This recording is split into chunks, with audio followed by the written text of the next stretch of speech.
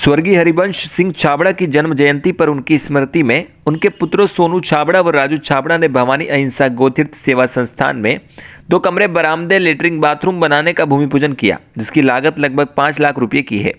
आज इस कार्य का सादे समारोह में भूमि पूजन किया गया, जिसमें कैलाश बोहरा, राजेश गुप्ता, सोनू छाबड़ा, दिनेश गुप्ता, कमल शर्मा, सुनील गांधी तिवारी, भेरूलाल चौधरी, जोरावर सिंह, राजेश जजावरा, फूलचंद वर्मा, मानसिंह झाला, तूफान सिंह, डॉक्टर प्रदीप शर्मा आदि की उपस्थिति रही। सहयोगी परिवार ने एक मिसाल कायम की है।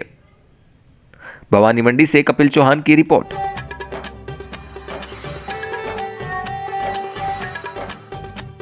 बिलासपुर से भगत की कोठी के बीच चलने वाली ट्रेन कोविड-19 के कारण बंद कर दी गई थी। प्राप्त जानकारी के अनुसार रेल प्रशासन आगामी 11 जनवरी से बिलासपुर से भगत कोठी सुपरफास्ट द्विसाप्ताहिक ट्रेन क्रमांक 08243 शुरू करने जा रहा है, जो बिलासपुर से चलकर भोपाल, सीहोर, उज्जैन, नागदा, चौमेला, रामगंज मंडी, कोटा, सवाई माधोपुर, जयपुर होते हुए भगत की कोठी पहुंचेगी।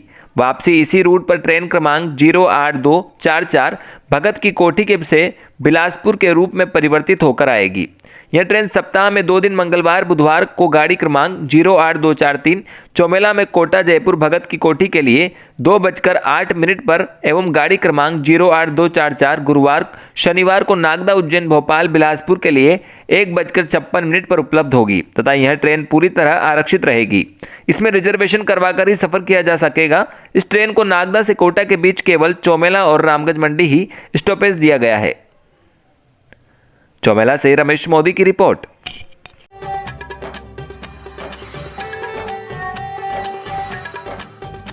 झालावाड़ जिले की डग पुलिस ने लगभग 2 वर्ष पूर्व लापता हुई नाबालिग बालिका को झाबुआ मध्य प्रदेश से दस्तयाब करने में सफलता प्राप्त की है।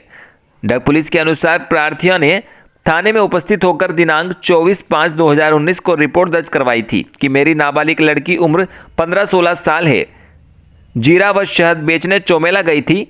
तब घर पर मेरा पति, जमाई व मेरी लड़की थे। वह पानी भरने गई थी, तब से लापता है, जिस पर थाने में प्रकरण दर्ज कर अनुसंधान आरंभ किया गया था। तभी से ब्रजमोहन मीणा पुलिस उपाधीक्षक गंगाधर के सुपरविजन में थाना प्रभारी बन्नालाल डग ने टीम गठित कर लड़की की खोज में आसपास के इलाके बड़ौद, आगर, आलोट, उज्जैन, रतलाम, दिल्ली, सीकर, चूरू, निमका थाना सहित जयपुर में पुलिस द्वारा तलाश की गई तथा लापता लड़की के इश्तेहार छपवाकर बस स्टैंड, रेलवे स्टेशनों पर चस्पा किए गए व नारी निकेतन में भी तलाश की मुखबिर की सूचना व तकनीकी सहायता से कल्याणपुरा जिला झाबुआ एमपी से डग पुलिस द्वारा दस्तयाब किया गया। इस पर डग पुलिस की हौसला अफजाई के लिए टीम को रिवार्ड देने की घोषणा जिला पुलिस अधीक्षक द्वारा की गई है। चौमेला से ब्यूरो रिपोर्ट। हाँ सर, बताएं क्या मामला है आज का। श्रीमान पुलिस अधीक्षक महोदय, जिला झालावाड़ के आदेश निर्देशानुसार पिछले 2 वर्ष से लापता एक नाबालिग लड़की जो खाना बदोश परिवार से थी, जो डग कस्बे से बच्ची पानी भरने गई हुई थी, तो यहाँ से बच्ची गायब थी, जिसका प्रकरण 2 वर्ष पूर्व से पेंडिंग था। श्रीमान के आदेशानुसार उसकी तलाश हेतु टीम थाना डग से रवाना की, जो झाबुआ जिले के कल्याणपुरा गांव से बालिका को दस्तयाब कर थाना डग पर लेकर आए, जिसे प्रकरण में निस्तारण करने हेतु CWC झालावाड़ भेजी गई है।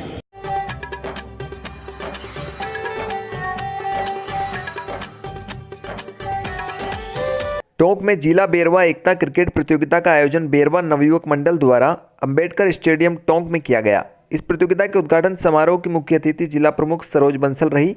वहीं अध्यक्षता जिला बेरवा महासभा के संरक्षक भंवरलाल बंसीवाल ने की।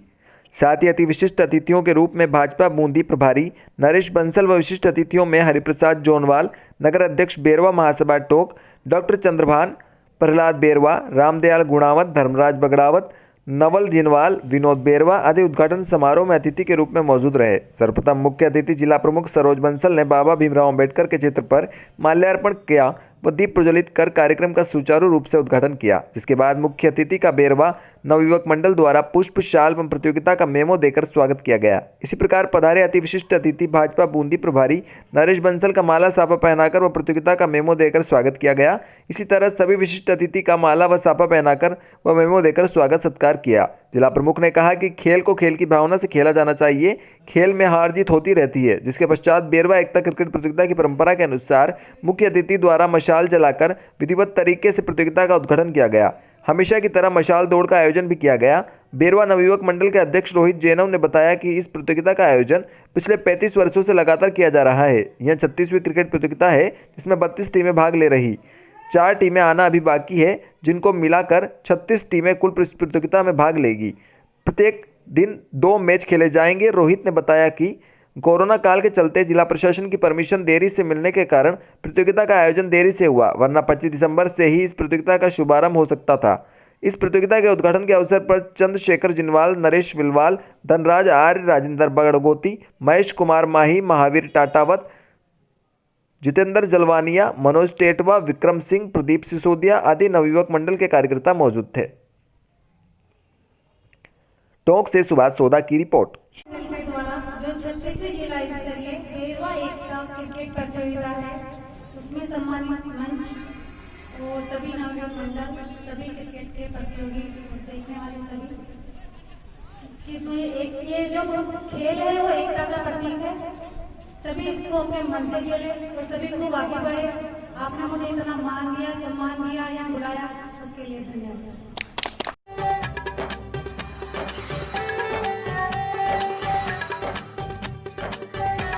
दिल्ली मुंबई रेल मार्ग पर कोटा से रतलाम व बड़ौदा के बीच चलने वाली 2 प्रमुख सवारी गाड़ी 9 माह से बंद है। इसके चलते छोटे छोटे स्टेशनों से यात्रा करने वाले निम्न व मध्यम वर्ग के लोगों को काफ़ी असुविधा हो रही है। इसके अलावा इस रूट की सबसे सस्ती व सुलभ ट्रेन देहरादून बांद्रा देहरादून एक्सप्रेस भी अभी तक चालू नहीं की गई। इससे अस्थि विसर्जन के लिए हरिद्वार आने जाने वालों को काफ़ी परेशानियां हो रही है। हरिद्वार के लिए कोई सीधी ट्रेन नहीं है। रतलाम से मथुरा लोकल सवारी गाड़ी एवं बड़ोदरा कोटा पार्सल ट्रेन इस रूट के सभी छोटे छोटे स्टेशनों के यात्रियों के लिए प्रमुख साधन है। अप डाउन करने वाले कर्मचारी, व्यापारी एवं अन्य भी इन्हीं सवारी गाड़ियों से प्रतिदिन आवाजाही करते हैं।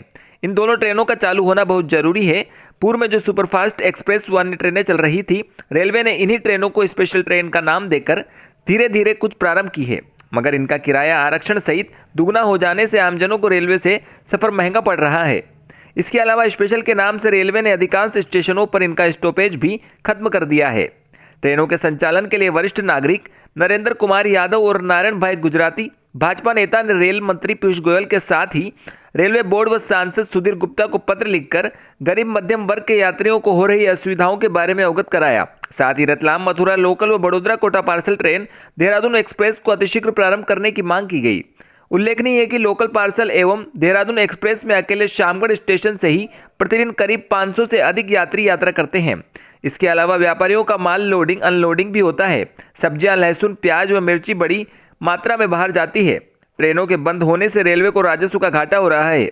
कोटा रेल मंडल सहायक वाणिज्य प्रबंधक नंदकिशोर मीणा ने बताया कि नई ट्रेनों को चलाने का निर्णय रेलवे बोर्ड व रेल मंत्रालय करता है। अभी तक लोकल पार्सल व देहरादून एक्सप्रेस चलने की कोई सूचना नहीं है। शामगढ़ से ब्यूरो रिपोर्ट, पंकज निडर।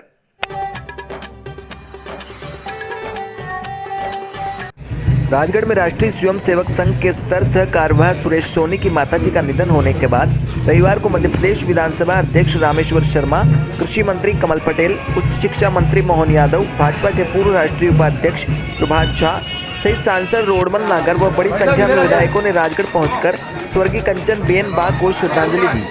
राष्ट्रीय स्वयंसेवक संघ के सह कार्यवाह सुरेश सोनी की माताजी के निधन पर राजगढ़ में निकाली गई अंतिम यात्रा अंतिम दर्शन करने के लिए उमड़ी भीड़। राजगढ़ में शनिवार को राष्ट्रीय स्वयंसेवक संघ के सह कार्यवाह सुरेश सोनी की माताजी कंचन बेन का इंदौर में निधन होने के बाद शनिवार को राजगढ़ में उनकी अंतिम यात्रा निकाली गई। इस दौरान अंतिम यात्रा में बड़ी संख्या में राष्ट्रीय स्वयंसेवक संघ के पदाधिकारी, जनप्रतिनिधि और कलेक्टर विजय कुमार सिंह, एसपी प्रदीप शर्मा सहित अन्य पदाधिकारी, अधिकारी, कर्मचारी शामिल हुए। राजगढ़ से नितेश सोनी की रिपोर्ट। और जीवन का अंतिम संस्कार, जिस मां ने देह दिया साक्षी, और सृष्टि का सत्य भी यही है। संघ शिक्षा वर्गों के कारण श्रद्धेय सुरेश जी से शिक्षक होने के नाते और स्वयंसेवक के नाते निरंतर संपर्क रहा वर्षों पूर्व। इस कारण से भी राजगढ़ आना होता था और विभिन्न दायित्वों के कारण भी राजगढ़ आना होता था।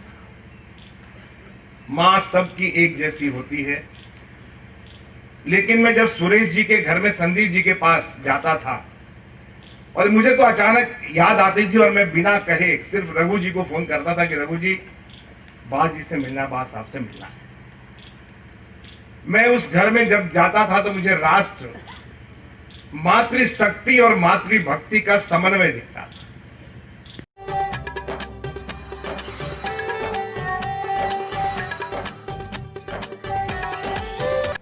आवर क्षेत्र में लगातार बड़ी शीतलहर से फसलों को नुकसान पहुंचा है। किसानों ने बताया कि शीतलहर के चलते धनिये की फसल काली पड़ गई। इन दिनों धनिये की फसल में डोडियां आना शुरू हो गया था, लेकिन शीतलहर से फसलों में लगी धनिये की डोडियां काली पड़ गई, साथ ही पौधे भी मुरझा गए। किसान भुवन सिंह ने बताया कि शीतलहर से धनिये की फसल से 60 से 80% तक नुकसान पहुँचा है। किसानों ने फसल खराबे का सर्वे कर मुआवजे की भी मांग की है। आवर से मनोज जैन की रिपोर्ट।